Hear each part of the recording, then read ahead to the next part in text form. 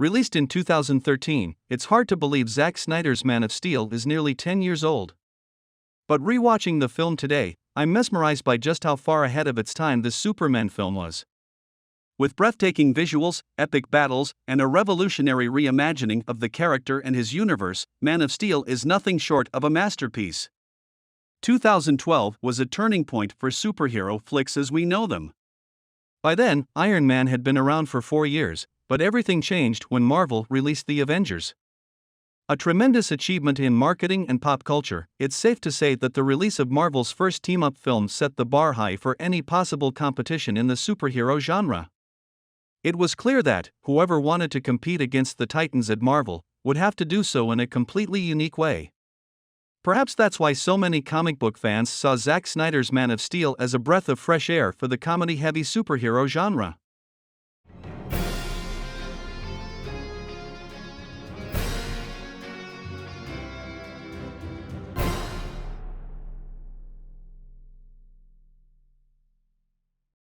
What's going on, guys? This is Comicsing back with another video, and today we are going to talk about why Man of Steel remains a masterpiece after a decade of its release. Zack Snyder's take on the Superman origins story didn't reinvent the wheel, it didn't have to. What it did was deliver an amazingly timeless Man of Steel tale that would help differentiate the narrative tone of the DC Extended Universe from that of the Marvel Cinematic Universe. It focused on one man who grew up wanting nothing more than to protect his world, while also showing how that protection can sometimes be at odds with what he believes in. At the same time, the story didn't shy away from exploring the gray areas of what Superman would mean to humanity as a whole. A world of heroes in Zack Snyder's Man of Steel. As we mentioned before, one of the crowning achievements of Man of Steel was that the movie gave the DCU a signature tone that was vastly different from almost anything that Marvel had to offer. We might have Snyder to thank for this, but I think a lot of credit belongs to the overall presentation. The visual style of the movie has some elements that make us think back at some of Christopher Nolan's aesthetics in his Dark Knight trilogy, only that Zack Snyder's Man of Steel didn't hold back in some of Superman's most emblematic comic book moments. Nolan's Dark Knight movies were all very grounded. After all, they took place in a Gotham that could very well just be New York City. That wasn't the case with Man of Steel, which leaned heavily into the sci-fi aspects of Superman's powers. Still, for how much of a trailblazer Zack Snyder's Man of Steel was for the DCU, it's impressive to see how self-contained the narrative of the film can be.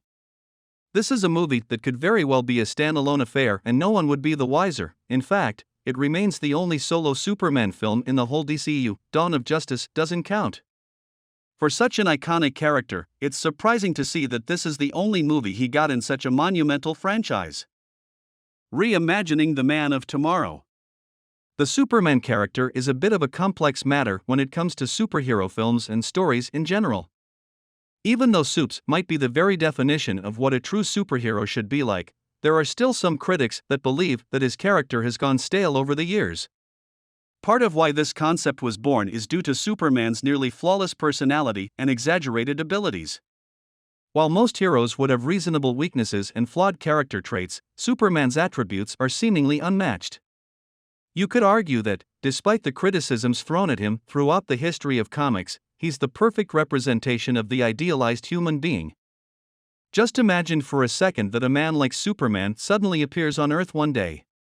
The most reasonable answer to such a life-changing event, at least the most immediate response by a considerable chunk of the population, would be absolute fear. Who's to say that this being won't suddenly turn on his supposed humanity one day? Should he be revered or feared?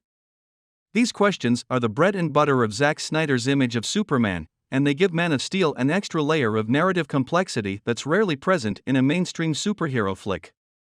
However, this conception of Superman as an almost divine being falls perfectly in line with some of his most iconic comic book storylines.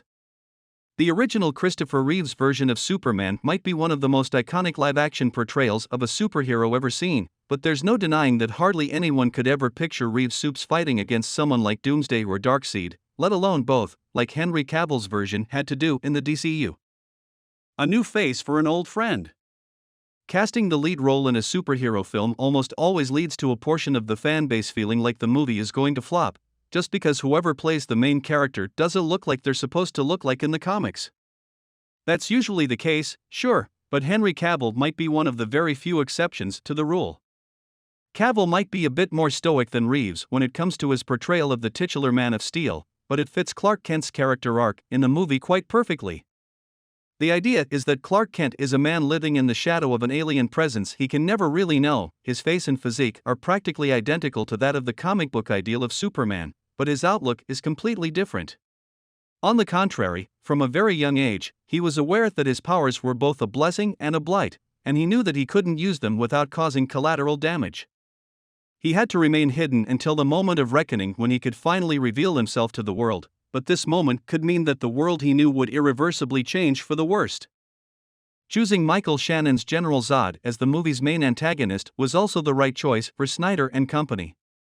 Even though most people associate Lex Luthor as Soup's most feared antagonist, the fact that a Kryptonian, or Kryptonians, is a bad guy here reinforces the core belief at the center of Zack Snyder's Man of Steel: even someone as powerful as Superman can be corrupted with promises of attaining even more power. In the end, Man of Steel not only redefined Superman for a new generation of moviegoers that wished to see a side of the Kryptonian that was rarely ever seen before, but it also gave us the set of rules and aesthetics that would turn the DCU into a veritable competitor against the MCU. Whether or not you love Superman as a character, or even if you believe that he's too perfect to be endearing anymore, one thing remains undeniable: they just don't make superhero flicks like Zack Snyder's Man of Steel anymore. Think about that epic introduction to Krypton where Russell Crowe's Jor-El fights Zod before they are banished to the Phantom Zone. Think about the epic fights against the villains, which included Faora and Namek and Druzad at the conclusion of the film. There just haven't been many other superhero films as epic as Man of Steel. What are your thoughts on this epic film? Write them down in the comments below. If you enjoyed watching this video, please like and don't forget to share it as well. And do hit the subscribe button along with the bell icon. Thanks for watching.